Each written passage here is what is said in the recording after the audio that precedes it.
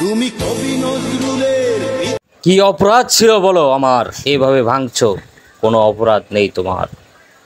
তোমার মেয়ে এদেশের মানুষের অধিকার ফিরিয়ে দেয়নি, ভোট দেওয়ার অধিকার দেয়নি।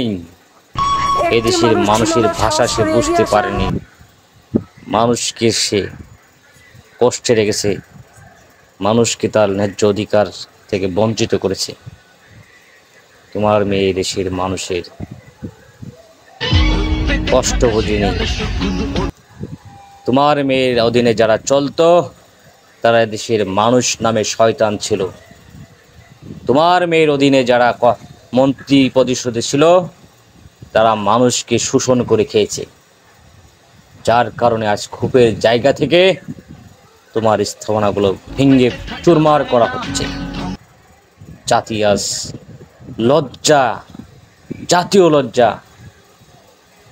এটি আওয়ামী লীগের কুলাঙ্গার। আমি কি করবো রে? আমি